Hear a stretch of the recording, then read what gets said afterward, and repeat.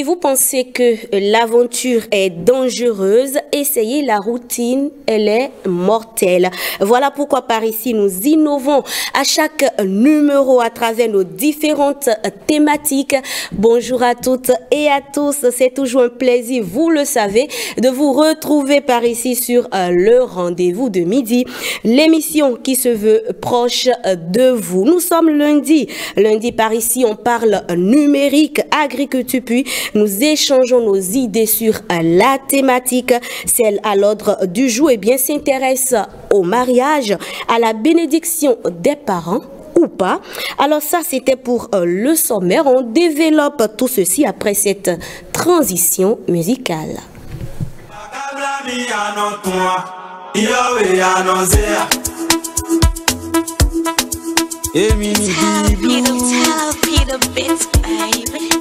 Ngozi village go wakutono zontanga Bono oveka kava onu tebidiga Kotono kwe mafaya kauze sanjika Choye no demi bigo no level blodika I got nothing for my pocket, nothing for my freezer And you they call me for giveaway, you beg for 2K You shall far away, you won't pretend Don't na papa cheru village, mama cheru village. Otonuka do sobaj, bagawa do legal. Pero poro ni rege problem to. Pero poro ni rege problem to. O akabla mi arotua, we are zea. Mejo no yo akabla mele ni yo Jesu. Jesu e baba da o. Babada oh una cabla mi aso anotua tout le temps momo pour toi là c'est comment pas no chubby tout le temps qu'on dit moki délocalisé me I don't have money de tout le temps no mommy do sans mais problème des ado no tous en ton do sans mais mon champagne do pas vivre t'habitué toujours frais tu vas tangamando comme pourtant we bi nous on ton change na pas veille sans mais on kala no check et tu dis mon moment do mon vi mo kono japa do les mundo chéri coco no follow no c'est pas no momo reviens plus tard donc comme mi bako client au bateau ma chéri coco tu no mama chéro village otonuka do sauvage akawa do legal pero poro ni rege problem pero poro ni rege problem o akabla mi anotua yo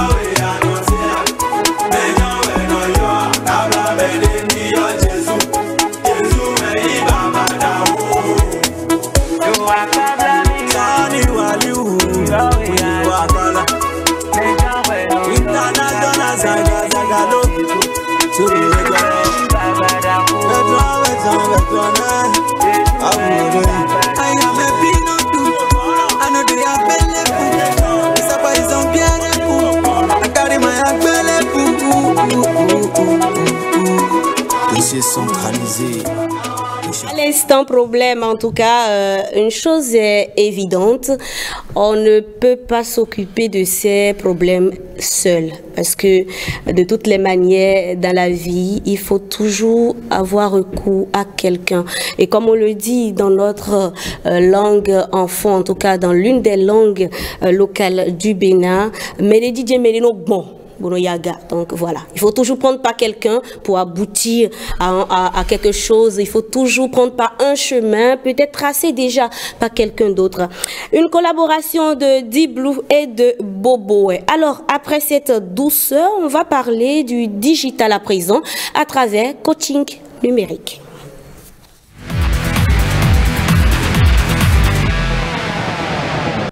Dans coaching numérique, nous poursuivons notre cours sur la transformation digitale des entreprises après le cas du e-commerce qui sans doute permet aux entreprises de mieux se faire connaître sur la toile, ce qui contribue forcément à leur transformation digitale. On s'intéresse ce midi à la formation du personnel. Ansbé Abalo, bonjour. Bonjour Madame Rebecca. Comment vous allez? Ça va, je vais bien. Pourquoi vous avez une voix assez timide, on va dire, ce midi? Il est midi quand même. Non, ça va quand même. C'est quoi? vous êtes grippé? Bon, un peu. D'accord, bon, c'est la période, hein, j'ai envie de vous dire. Avant d'aborder la question de la formation, on peut faire un petit récap de tout ce qui a été retenu parlant de la transformation digitale des entreprises. Merci beaucoup, Madame Rebecca. Alors, depuis quelques semaines, on a engagé un certain nombre de cours ou d'informations par rapport à la digitalisation des entreprises. Donc, on a abordé l'aspect collecte des données. D'accord. Aujourd'hui, pour une entreprise qui veut engager le processus de digitalisation, il faut la collecte des données. Ensuite, on a abordé le volet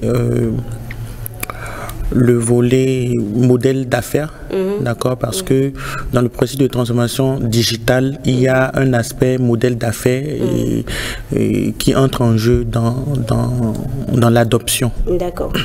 Donc on a la collecte des données qui permet de traiter et tout. Ensuite, sur la base de la collecte, on peut orienter le modèle d'affaires autrement. D'accord. En ajoutant d'autres prestations pour l'entreprise. Ensuite, la fois passée, on a abordé le volet e-commerce, d'accord, qui permet à l'entreprise aujourd'hui d'augmenter la taille du marché. Est-ce que vous voyez?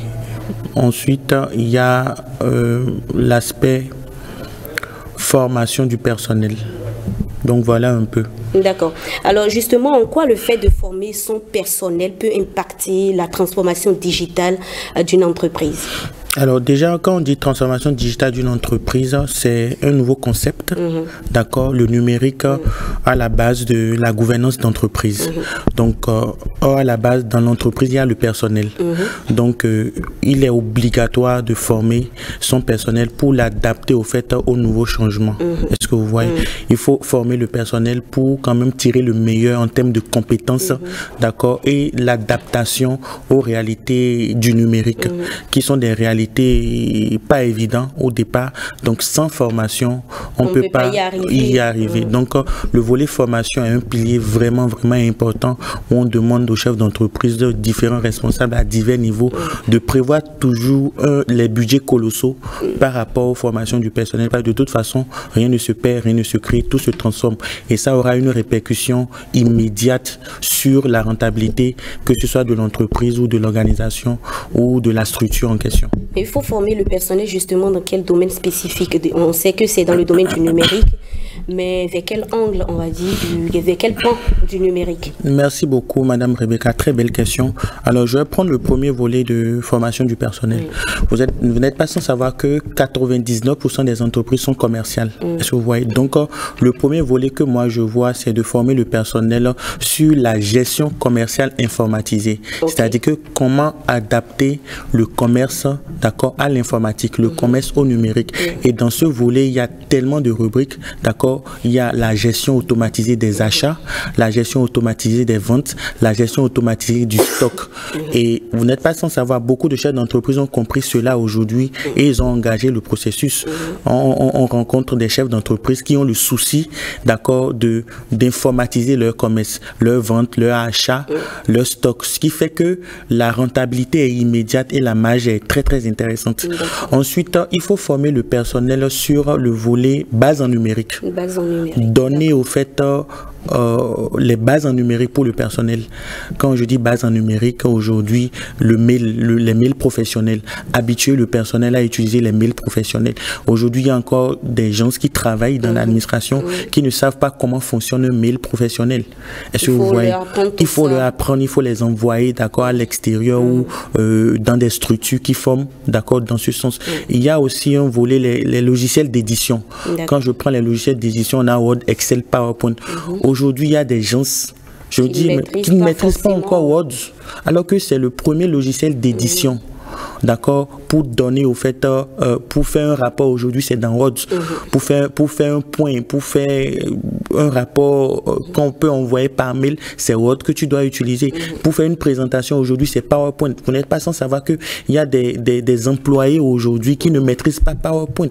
Et là, c'est pas de leur faute à eux, c'est parce que la formation reçue sur le long du cursus ne met pas l'accent sur la formation pratique. Mais est-ce que c'est forcément aux chefs chef d'entreprise de demander, enfin d'initier ce type de formation, le personnel, l'agent lui-même peut chercher à se faire former. Tout à fait, tout à fait. Il faut recommander, d'accord, même si le chef d'entreprise ne pense pas à ça, l'employé doit être à la quête au fait de ces formations basiques là pour un renforcement de capacité.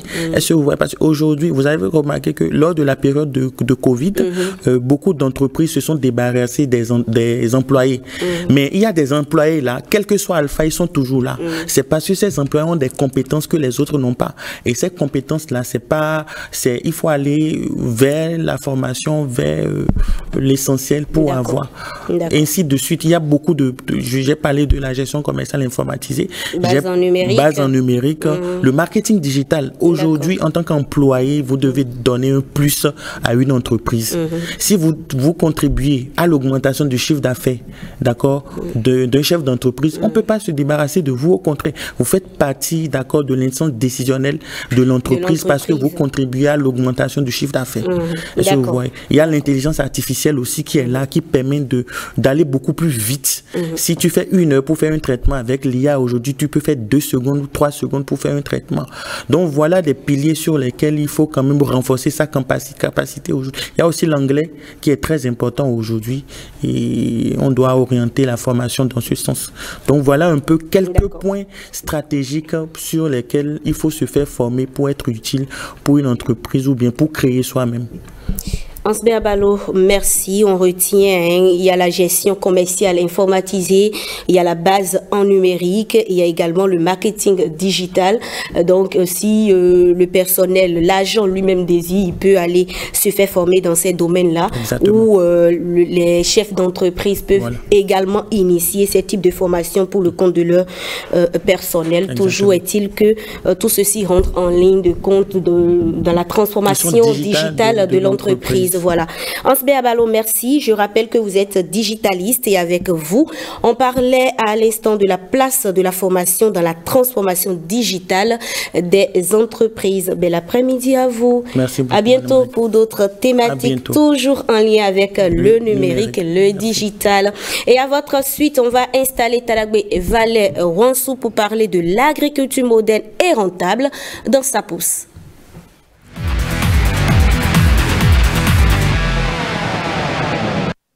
Taragbe et Valais Wansou qui s'installe. Taragbe, bonjour. Bonjour Rebecca, bonjour chers amis téléspectateurs. J'espère que vous allez bien. Très bien, et tu es très bien habillé aujourd'hui. Hein. Ah, les autres jours, j'étais comment? Bon. Je n'étais pas bien habillée, je ne veux pas trop commenter sur le plateau, sinon tu vas encore dire ce que je n'ai pas dit. En tout cas, merci pour le compliment, je prends ça comme ça. Alors, comment garder sa poivrière intacte malgré la saison sèche? Déjà, quand on parle de poivrière, c'est quoi? Qu'est-ce que c'est? Alors, une poivrière, c'est un champ de poivre, c'est une ferme de production de poivre. Et je rappelle encore ici que le poivre, c'est une spéculation, c'est la 3e épice la plus chère au monde après la vanille et le safran, et c'est l'épice la plus consommée au monde. D'accord.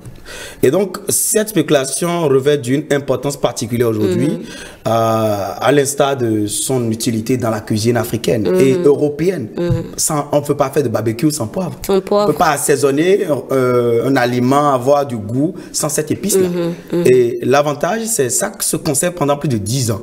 Après la récolte, quand vous produisez le poivre, vous le conservez pendant plus de 10 ans et ça peut générer jusqu'à 30 millions de francs CFA de chiffre d'affaires par hectare par an pendant plus de 90 ans. D'accord. Et dans ce cas, comment garder sa poivrière intacte malgré la saison sèche? Alors, malgré la saison sèche, il y a déjà 4 réflexes à avoir quand on est producteur de poivre. D'accord. Déjà, il faut privilégier des tuteurs qui sont adapté parce que, bon, les téléspectateurs ne vont pas dans ce passage-là seulement connaître tout sur le poivre. Mais déjà, pour savoir que le poivre, ce n'est pas un arbre comme tout arbre, c'est une liane.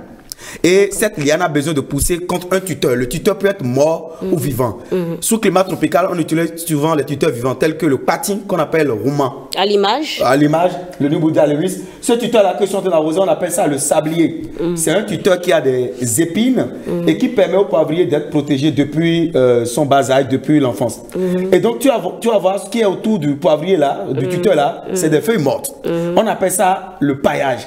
Et dans ces pailles-là, quand on va apporter de l'eau, ces pailles vont piéger l'eau au collet de ce tuteur-là. Parce que quand il y a de soleil, il y a l'eau qui se perd par évaporation et par infiltration. Et donc, vu qu'on n'a pas encore un système d'irrigation goutte à goutte ou bien par aspersion, j'ai créé ce système-là, c'est sur ma ferme là, et des couronnes tout autour pour que les femmes du village qui entourent ma ferme puissent arroser une à deux fois toutes les semaines. D'accord. Et c'est ce qu'il faut, tu vois comment c'est majestique, majestueux, tu vois comment c'est beau. Et ça, j'ai mis ça pendant l'harmattan de la saison passée. Harmattan 2023. C'est ce que j'ai eu à faire pendant harmattan 2023. Et tu vas voir que j'ai associé avec les palmiers à huile. Les palmiers à huile, on peut bel et bien associer sa plantation de palmiers à huile avec la position de poivre parce que les palmiers à huile offrent déjà de l'ombrage pour les tuteurs et les poivriers. Parce qu'il faut de l'ombrage. Le poivrier est une culture de sous-bois, c'est une culture de forêt. C'est pour ça qu'on a les meilleurs rendements, les meilleurs poivres au Cameroun. Le Cameroun est un pays d'Afrique centrale qui a les plus belles précipitations. Il pleut dans certains pays d'Afrique centrale 9 mois sur 12. Ce n'est pas le cas au Bénin. Mais l'installation de ces tuteurs permet de créer un microclimat qui dit au poivrier, tu es en sous-forêt, tu es en sous-bois. Et donc, il faut d'abord faire le paillage. Il faut arroser manuellement comme ça. C'est difficile, mais il faut accepter l'arroser. Sinon, vous n'aurez pas de résultat. Il faut avoir une base vie et un technicien contrôleur d'arrosage sur place. Parce que les zones dans lesquelles souvent on produit le poivre, c'est les zones où le forage coûte cher. Imaginez-toi vers Sakété, vers Kétou là-bas, le forage c'est minimum 2 millions de francs CFA.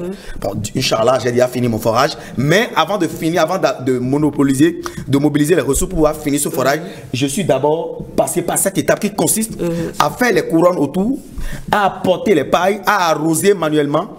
C'est des milliers de pieds. Tu vas dire que c'est fastidieux, mais tu arroses lundi et samedi. Ça te permet de traverser la saison sèche et pendant la saison de pluie, tu n'arroses plus. Et moi, mon ingrédient magique, c'est le fumier de vache. Le fumier de vache parce que ça a une capacité d'absorption. C'est comme un polytère. Le polytère, c'est une substance que les hommes ont synthétisé pour conserver l'eau au collet des plantes en saison sèche. Et dans les pays arides, c'est le polytère utile. Donc le fumier de vache qu'on appelle Niboumi ou bien Nimi qu'on a chez nous, ce fumier de vache là, ça c'est mon forage que tu es en train de voir. J'ai acheté un générateur sur site et j'ai mon contrôleur qui allume le générateur. Et là c'est le luxe. Sinon avant, les dames allaient chercher l'eau à plus de 5 km à pied. Pour venir arroser. Et c'est plus de 3 millions engloutis pendant un an pour l'arrosage. Tu t'imagines? Parce que je n'ai pas les 3 millions en cash pour faire le forage tout de suite. Mais les petites dépenses, amener 25 000 les lundis, amener 50 000 les samedis, tu vois. Et donc il faut vraiment souffrir pour le faire. Si je n'avais pas fait, je ne saurais pas. Regarde comment c'est majestueux, comment c'est beau. C'est des tuteurs qui ont déjà au moins 3 mètres. Et tu vois déjà ce que le poivre consomme pour moi-même étant du domaine. Imagine si c'est quelqu'un qui n'est pas du domaine et qui doit même acheter les pépinières. D'accord. Alors après le résultat, après avoir respecté tous ces principes, après combien de temps on peut obtenir un résultat? Déjà quand tu plantes, parce qu'il faut attendre que le tuteur ait au moins 1 mètre à 2 mètres pour mettre le poivrier. Quand tu mets le poivrier, d'ici 1 an, tu vas avoir les toutes premières grappes. Parce que pendant la pépinière, il y a une opération qu'on appelle la castration. Quand on plante un arbre, il y a des ingénieurs agronomes qui me suivent, il y a mes doyens, mes professeurs d'université qui me suivent. Quand on prend une plante, généralement, il y a 2 dominances générales. La dominance apicale et la dominance secondaire. Apicale qui dit à l'arbre d'aller en hauteur et secondaire qui dit à l'arbre de donner des brins de production. Et donc, on fait la castration, on coupe la dominance apicale et le poivrier commence par donner des grappes depuis même la pépinière. D'accord. Voilà, c'est un peu ça. Tadagwevale Ronso, merci. Et je rappelle que vous êtes expert en agriculture rentable et avec vous, on parlait à l'instant de comment garder sa poivrière intacte malgré la saison sèche. Passez un bel après-midi. Et on va se dire à lundi prochain. À lundi c'est bien ça. Vous aimez quand je dis ça. Il est l'heure d'installer mes invités pour le débat.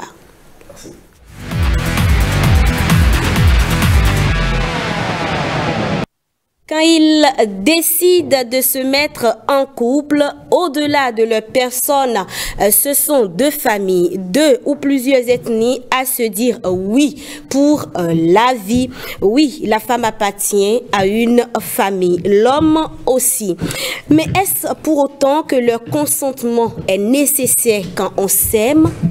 Eh bien, c'est la thématique du jour. Pour en parler en plateau, Simplice Dossou, bonjour, vous êtes écrivain. Bonjour Madame Rebecca. Comment vous allez? Je vais très bien. À vos côtés, Joanne Kenom Fanou, elle est aussi écrivaine et coach matrimonial. Joanne, bonjour. Bonjour Rebecca. Comment vous allez? Ça va. D'accord.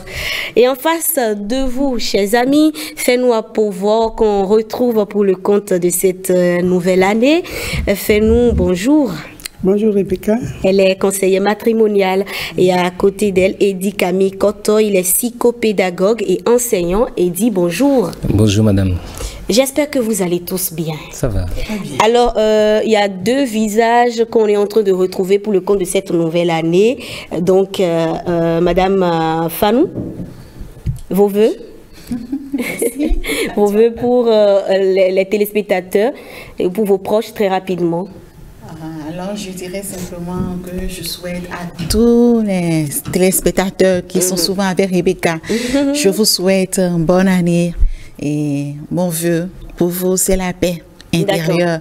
Quand il y a la paix, il y a la tranquillité et quand on a la tranquillité, on a la possibilité de penser couple, de penser harmonie et de penser joie. Alors, la paix pour tous et le reste viendra. D'accord. Fais-nous. Je dis heureuse année à nos téléspectateurs. Santé robuste. Parce que sans la santé, il n'y a rien. Après la santé, je leur souhaite simplement la joie. Et c'est à la joie entraîne la paix du cœur. D'accord. Et une année de chiffres, quand je dis une année de chiffres, c'est nous sommes en année 8 et c'est une année de prospérité, c'est une année qui va beaucoup nous donner de l'argent et c'est ça la vie. D'accord. Alors, la thématique qui nous réunit ce midi, eh bien, peut-on aller au mariage sans le consentement de ses parents? Déjà, avant de rentrer dans le vif du sujet, j'ai envie de vous demander, c'est quoi le mariage? Et c'est quoi le consentement? Je commence par Simplice Dossou. Ok, merci beaucoup Madame Rebecca. C'est quoi le mariage? Le mariage, c'est l'union entre un homme et une femme. D'accord. Et qui ont pris la décision ferme de vivre ensemble et toute leur vie dans des conditions nobles et admises par la loi. D'accord. Vous voyez, le consentement, c'est un accord qu'on donne sur un fait, un événement ou une décision. D'accord. Et cette décision peut ressortir de façon interne ou externe. D'accord. Donc, voilà ce que je peux dire à peu près sur ça. Eddie Camille, pour vous? Je ne dirais pas mieux. D'accord. Le mariage, c'est l'union de personnes, comme il a dit, de sexe opposé. Le consentement, c'est l'accord qu'on se donne l'un à l'autre pour faire chemin ensemble dans le mariage. Mesdames, vous êtes d'accord avec cette définition? Oui, je pense que c'est d'accord. D'accord. D'accord. Alors, le mariage implique-t-il l'assentiment des géniteurs, puisque au départ, on s'est retrouvés à deux. On s'est dit, on s'aime à deux. Est-ce que le mariage implique réellement l'assentiment des géniteurs? Bien sûr. Je dirais même que sans l'assentiment de vos géniteurs, il serait dangereux de vous mettre ensemble. Moi, je travaille avec aussi bien des couples du Bénin que de l'extérieur, même des couples européens, je travaille avec eux. Et je peux dire que tous les couples qui se sont hasardés à se mettre ensemble sans le consentement, sans l'aval de leurs parents, se sont retrouvés plus ou moins séparés. Il faut travailler à ce que vos parents soient d'accord pour le choix et qu'ils soient également d'accord pour le fait que vous décidez de vous mettre ensemble. D'accord, donc pour vous, l'assentiment des parents est nécessaire. C'est non négociable. Non négociable. Simplice Dossou, quand on parle des parents, il y a les parents directs, donc notre papa, notre père, notre mère, et il y a également les parents indirects, n'est-ce pas? Est-ce que ceci implique également l'assentiment des parents indirects? Bon, en dehors de tout ce que Mme Kenom vient de dire, il faudrait que les parents directs donnent leur avis. Ça peut être un avis favorable ou défavorable. Et lorsque c'est un avis défavorable, il faut que le couple, le futur couple, ceux qui prétendent être ensemble, fassent tout possible pour revenir à leur avis favorable. S'ils sont vraiment impératifs et s'ils sont imperméables à leur décision et que ça soit défavorable, il faut que les deux réfléchissent. Le mieux, c'est de ne pas vivre ensemble et de vivre encore sous une malédiction. Il faut vivre sous une bénédiction. Parce que vous estimez que sans l'assentiment des parents, c'est une malédiction. C'est une malédiction et ça conduit jusqu'à des générations aussi. Tous vos descendants vont suivre la même chose. Donc il faudrait obligatoirement, impérativement que le couple ait la bénédiction de la famille directe, des parents directs. Mais en ce qui concerne les parents indirects, là, il faut aussi chercher à comprendre quelles sont ces branches de parents indirects. Parce qu'il y a certains parents qui sont indirects et qui ne veulent pas aussi l'évolution de ces enfants. Oui, bien sûr, il y a certains parents qui sont indirects et qui ne souhaitent pas que, parce que ce n'est pas mon enfant direct, parce que ce n'est pas moi-même qui l'ai mis au monde, comment moi je serai là, et puis l'enfant de mon frère ou bien de ma soeur, alors que peut-être mon enfant n'a pas encore reçu sa dot. Oui. Vous voyez, donc il faudrait qu'on analyse bien le cas de ces parents indirects. Si c'est un parent indirect qui a un cœur noir envers ce dernier, il faudrait qu'on réfléchisse. Si c'est un parent indirect où sa décision est lucide, là il faut aussi réfléchir. Madame Apovo, là on est en train de parler de l'assentiment, donc on rentre déjà dans le cas où les deux se sont déjà dit oui, ont accepté se mettre ensemble, ont voulu maintenant en parler ou pas aux parents. Mais déjà, comment on va au mariage? Comment tout ça devrait commencer? Merci beaucoup. Je dis merci à ceux qui m'ont devancé. Et la famille, c'est d'abord la famille. Dans le domaine du mariage, c'est d'abord 4 personnes. C'est-à-dire, ça fait 6, les deux, qui se sont choisis. Ensuite, la belle famille, celle de la dame et du monsieur. Mais la famille, c'est une kyrielle de personnes quand même. C'est une kyrielle de personnes. Mais si les 4 là sont consentants, je pense que la bénédiction commence déjà à ce niveau. À quel moment les couples eux-mêmes décident d'aller, comment ils vont même se mettre en couple jusqu'à parler de aller en parler aux parents proches ou Madame Fanou vient de dire quelque chose qui m'a beaucoup émerveillée. Elle a dit jusqu'en Europe, le consentement doit venir aussi des parents. Parce que de nos jours, nos jeunes filles et nos jeunes hommes ont tendance à dire qu'ils sont émancipés. Je ne sais pas ce qu'ils mettent dans l'émancipation. Et on dit le mariage, c'est affaire de 2 personnes seulement. Mais justement, le consentement, quand ça doit venir des parents, c'est que l'un ou l'autre du partenaire est peut-être encore... On va dire quoi, mineur? Non, pas du tout. Vous pouvez être en train de travailler. Oui. L'homme peut être en train l'homme peut être déjà responsable. La femme aussi. Mais ce n'est pas une affaire de 2 personnes. D'accord. C'est une affaire qui implique plusieurs familles. Donc, c'est moi qui te choisis, par exemple, je dis oui, ça va. Et puis, on va voir nos parents. Moi, qui suis la femme, je vais voir mes parents. L'homme aussi va voir ses parents. Mais la première des choses chez nous en Afrique, parce que nous sommes dans le contexte africain, la première des choses chez nous en Afrique, la maman demande, mais amène-moi la personne, je veux voir. Vous pouvez vous dire de belles choses au dehors, il n'y a pas de problème. Mais la femme vient, c'est la maman qui accueille la femme.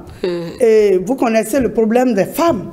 Nous avons une intuition très développée dans ce domaine de mariage. D'accord. Si la maman voit la fille, dit, bon, d'accord, elle fait semblant de l'accueillir, mais après, elle appelle son enfant et lui dit, ça ne va pas. Parfois, les enfants demandent, maman, pourquoi? Il y a même des remarques mystiques que les mamans n'aiment pas révéler. Et ça, c'est dedans, c'est à l'intérieur de la maman. Les enfants veulent savoir le pourquoi tout le temps. Et on est obligé de leur balancer quelque chose. Mais le vrai problème, c'est hautement mystique. D'accord. Mais justement, monsieur Koto, à quel moment il faudrait impliquer les parents dans la relation? Merci. L'implication des parents, déjà vous demandiez quelles sont les étapes. On ne se retrouve pas aujourd'hui pour demain aller se présenter aux parents. D'accord. Et quand on s'est connus aujourd'hui, on fait chemin ensemble d'abord. Et tout commence par l'amitié. L'amitié simple, sans autre considération. Et quand on a évolué en amitié et qu'on sent qu'on a commencé par prendre qui est l'autre, pas connaître qui est l'autre, pas le découvrir ou pas la découvrir, et qu'on commence par prendre la décision de faire chemin ensemble jusqu'au mariage. Après l'amitié, en principe, on doit pouvoir passer à la présentation aux parents. La présentation aux parents est aussi, dans une certaine mesure, une assurance des uns et des autres. Et une protection, c'est aussi une source de sécurité pour les futurs époux. Après fiançailles, la dot et le mariage qui vient couronner le tout. Lorsqu'on décide d'aller faire la présentation aux parents, c'est qu'on est déjà sûr que telle ou telle autre personne est celle ou celui qu'il me faut. D'accord. Parce que quand on est allé faire la présentation aux parents et que 2 semaines, 1 mois, 6 mois après, on revient leur dire, en réalité, ce choix n'était pas... En fait, ça pose problème. Et ça pose aussi un problème de crédibilité. Maintenant, je voudrais dire, la grande question par rapport à l'implication des parents, c'est pourquoi est-ce que certains géniteurs peuvent ne pas être d'accord avec le choix. Et lorsque on pose la question et que la raison, elle est fondée, on peut dire que, évidemment, il faut forcément écouter les parents. Parce que c'est 2 personnes qui décident de se marier. Mais c'est 4 familles, comme Madame Fenou l'a dit, c'est 4 familles qui s'unissent. Et donc, on ne peut pas se marier sans le consentement des représentants de ces familles-là et donc de nos géniteurs. Mais je dis alors, l'interrogation, pourquoi est-ce que les parents ne sont pas d'accord? Est-ce pour des raisons de religion? Il faut chercher à savoir. Il faut chercher à savoir. Est-ce pour des raisons ethniques? Il faut chercher à savoir. Est-ce pour des raisons, et elle a dit, spirituelles? Parce qu'il y a des détails que les parents seuls maîtrisent, mais que les enfants ne perçoivent pas encore au regard de l'immaturité de leur âge et des expériences qu'ils n'ont peut-être pas encore traversées. Ensuite, il faut se demander si c'est pour des raisons sociales, c'est-à-dire notre fille est issue d'une famille, voilà, du même rang social, et donc les parents ne voudraient pas qu'elle se mette ensemble avec un garçon dont les parents n'ont pas encore atteint un certain seuil de réussite sociale. Il faut se demander aussi, est-ce pour des raisons de projets futurs que les parents nourrissent pour leurs enfants et qu'ils se disent, ah mais tiens, si il ou elle doit se mettre en mariage avec tel ou tel autre, ça pourrait ne pas lui permettre d'atteindre ses objectifs futurs. Et quand on a posé ces questions, et que la réponse elle est concluante et qu'elle est objective, on sait quelle décision prendre. Parce que je dis, ce n'est pas, et excusez de le dire ainsi, ce n'est pas parce que les parents ne sont pas d'accord que si vous insistez, vous vous mettez ensemble, ça peut être source de malédiction. Il faut connaître la raison pour laquelle les parents ne sont pas d'accord. Si la raison, elle est fondée, je suis d'accord que c'est source de malédiction. Mais si la raison, elle n'est pas fondée... Mais la raison n'est pas fondée selon qui? Oui, selon les enfants. Parce que, non, ce n'est pas parce que, et il faut le dire aussi, ce n'est pas parce qu'on est parent qu'on a forcément la lumière sur toutes les situations de la vie. Nos enfants peuvent nous apporter aussi de la lumière dans certaines circonstances. Et là, je rejoins M. Dosso en disant, lorsque nous arrivons à déterminer que la raison pour laquelle nos parents ne voudraient pas que nous nous marions, cette raison n'est pas fondée, ce n'est pas à nous d'aller les voir et de leur dire que la raison n'est pas fondée. Il faut trouver des personnes interposées, des intermédiaires, parce que dans la vie, tout est négociable. Les parents peuvent ne pas être d'accord aujourd'hui et au regard des démarches que nous aurions entreprises, au regard des stratégies qu'on aurait mises en place, ils finiront par être d'accord pour notre union. D'accord, d'accord. Alors, je vais revenir rapidement sur les différentes étapes que vous avez énumérées là, mais vous mettez le coup de foudre dans quelle catégorie finalement? Puisque vous avez dit qu'il faut d'abord commencer la relation, l'amitié, ensuite décider, se connaître et tout ça avant de se mettre ensemble. Mais le coup de foudre, vous connaissez le coup de foudre? Vous savez, c'était juste une parenthèse. Oui, oui, mais je réponds en parenthèse aussi. Ça a marché pour des gens et ça n'a pas marché pour d'autres. Mais tout le monde sait que l'amour commence toujours par une étincelle. D'accord. C'est à chacun de qualifier cela de coup de foudre ou, je ne sais pas, d'impression, de sentiment qui est né petitement. En fait, c'est par rapport à ce que vous ressentez que vous arrivez à déterminer si cela est un coup de foudre. Dans quelle catégorie? Le classer. On dit que le coup de foudre, il est passager, c'est l'espace d'un feu de paille. Mais il y en a, on en connaît, des personnes que ça a pris comme ça, mais cela a duré dans le temps. De vivre l'amour jusqu'à présent. Alors, finalement, à vous écouter, à part M. Kotoki a essayé de dire que non, parfois, il faut chercher à comprendre réellement quelles sont les véritables raisons qui pourraient amener les parents à s'opposer à votre union. Mais dans le cas où les parents sont peut-être divorcés et la maman donne son consentement, le père non. Qu'est-ce qu'il faut faire dans ces cas-là? Je reviens encore sur ce que j'ai dit tout au début. Le consentement du parent est non négociable avant de penser aller à la mairie. C'est très important parce que ce soit ton père ou ta mère, tu viens d'eux. Et la plupart du temps, tu repars vers eux. Nous venons d'eux et la plupart du temps, nous repartons vers eux. Alors, si nous sommes d'accord sur le fait que leur consentement, leur aval est important, nous repartons maintenant vers les stratégies que monsieur vient de donner. S'ils ne sont pas d'accord, nous allons essayer de jouer le jeu de la vie. Et ce jeu nous amène à faire quoi? À faire des concessions, à prendre du recul lorsque quelqu'un n'est pas d'accord avec nous.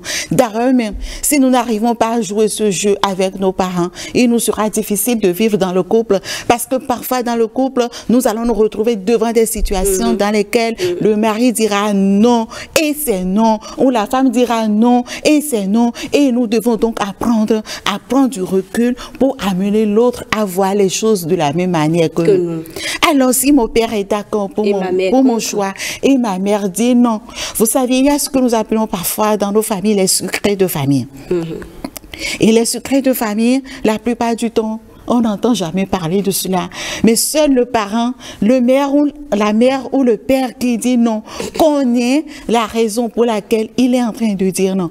Peut-être qu'elle a été une fois violentée ou qu'elle a subi des choses, ou bien même que quelque chose dans sa famille dit que cette personne que tu as amenée, sa religion ou son ethnie ou son origine, il ne faut pas que les filles de nos maisons se marient avec cette personne. Et peut-être toi, tu n'as que 20 ans, tu n'as que 22 ans, elle te trouve assez jeune, assez pour comprendre. Pour commencer par te révéler des secrets de famille. Alors, qu'est-ce que tu as fait? Tu vas prendre du recul. Si ta maman dit non, je ne veux pas. Si ton papa dit non, je ne veux pas. Il peut être un mauvais parent. Mais sur ce sujet de mariage, prends du recul et cherche les voies et moyens pour comprendre pourquoi il dit non.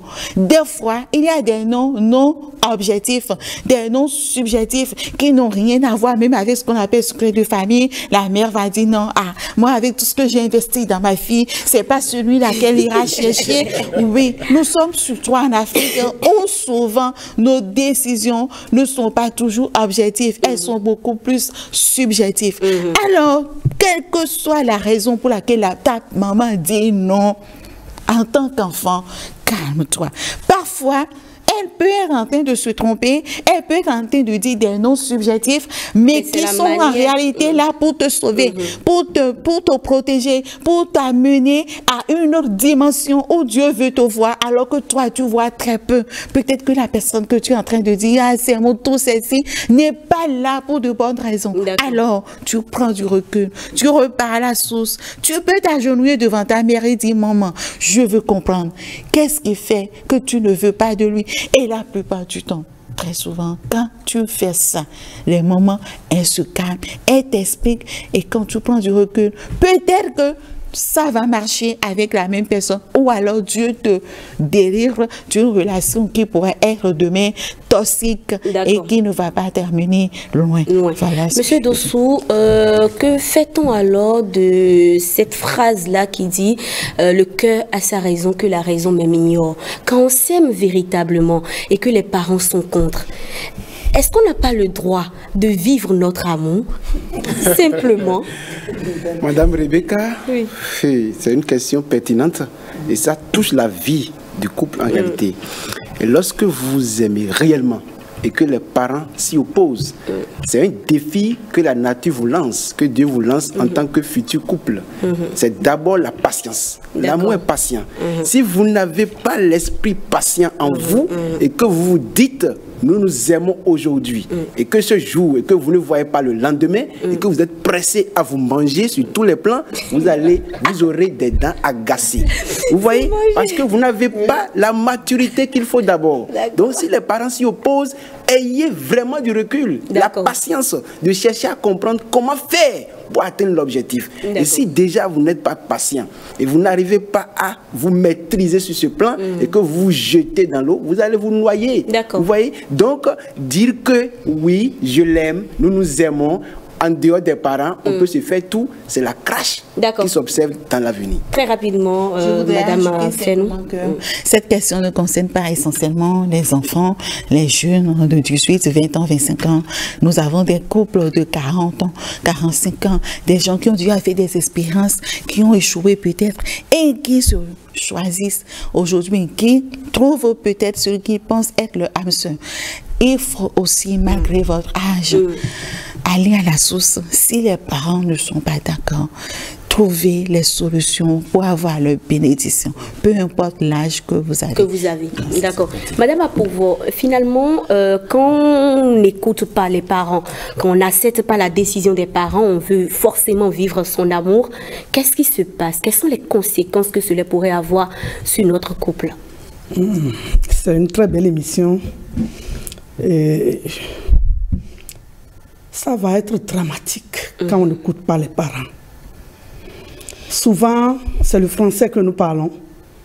Vous venez de le faire sortir. Le cœur a ses raisons, que la raison ignore. La deuxième phrase, c'est qu'on est amoureux et on est aveugle. Je pense que à l'intérieur, je pense que lorsque les parents, parce que le vieux qui est assis voit plus loin que le jeune qui est debout. En Afrique, les parents ne se lèvent pas seulement pour dire non. C'est pourquoi je n'ai pas voulu dire spirituel, j'ai dit mystique. Je sais pourquoi j'ai dit mystique. Pour leur faire peur? Non, non, pas pour leur faire peur. Les parents, quand ils sont confrontés à de telles réalités, ils vont toujours se ressourcer quelque part. D'accord. Ce n'est pas forcément d'aller faire le faou ou la vision. Il y a des moments qui savent prier, qui dorment, et le matin, elles ont des révélations qu'elles n'ont pas envie de dire à sa fille ou à son fils, comme l'a dit Madame Joanne. Donc, quand on n'écoute pas ses parents qui ont dit non, mon fils attend ou ma fille attend, et on donne la raison que le cœur a ses raisons. Mais si le cœur a ses raisons, les parents aussi agissent avec le cœur. Mais ton papa et ta maman, c'est avec le cœur. Le cœur aussi a ses raisons que la raison ignore. C'est mon enfant, je ne peux pas le délaisser. Je ne peux pas jeter mon enfant à la mare ou dans le bas-fond. Donc chaque fois, il faudrait que nos enfants nous écoutent et comprennent que les parents n'ont pas raison à leur vouloir du mal. Donc, le mieux, c'est de les écouter. Quand on dit que les parents doivent avoir un mot dans le mariage, nous ne parlons pas des parents dictateurs, non.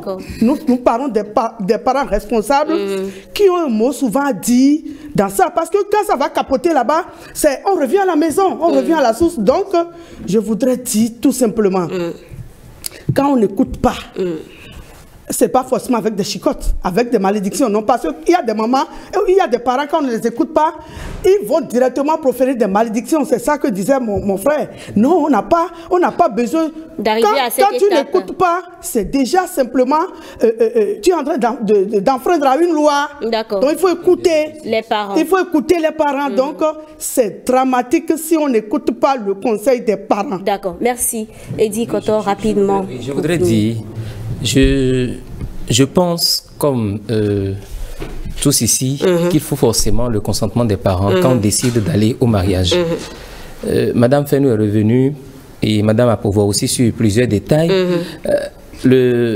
Le recul, Madame Apouvo parler de recul, et je trouve que c'est ça qui est important. Le nom des parents ne doit pas être, comment dire, source de rébellion. Il faut échanger, dialoguer, discuter avec les parents, parce que par ailleurs, aucun parent ne voudra, par exemple, que son enfant périsse dans un mariage. Aucun parent. Et donc le nom peut être salvateur. C'est ce nom que nous qualifierons peut-être de subjectif, peut être salvateur pour l'enfant. Et donc, la démarche à adopter, c'est effectivement le recul à prendre et puis aller voir les parents et s'il le faut faire intervenir des personnes que les parents ont l'habitude d'écouter quand ces personnes-là viennent intervenir pour dénouer la situation. Je voudrais dire, il y a aussi l'aspect secret de famille que je lis aux antécédents familiaux parce qu'il y a des réalités, les enfants n'étant pas encore nés, qu'ils ne maîtrisent pas forcément et que les parents détiennent et qui peuvent aussi jouer dans la balance pour ou contre leur union. Merci à vous, chers amis, pour ce moment de partage d'idées. Comme d'habitude, on n'a pas assez de temps pour approfondir, on va dire, les questions concernant cette thématique. Peut-on aller au mariage sans le consentement des parents? C'était la thématique au cœur de notre débat du jour. On retient que quel que soit ce que vous faites dans la vie, c'est toujours bien de se référer à un regard extérieur. Toujours bien d'avoir l'avis de ceux qui ont vécu avant vous. Dans le cas du mariage, le consentement des parents s'avère nécessaire puisque leur bénédiction vous accompagne tout au long de votre vie de couple. Et c'est ainsi que se referme ce numéro de votre émission, le rendez-vous de midi. Toute l'équipe technique de réalisation et d'animation de cette tranche vous remercie pour votre fidélité. Prochain rendez-vous demain à 12h. En attendant, prenez soin de vous. Bye bye.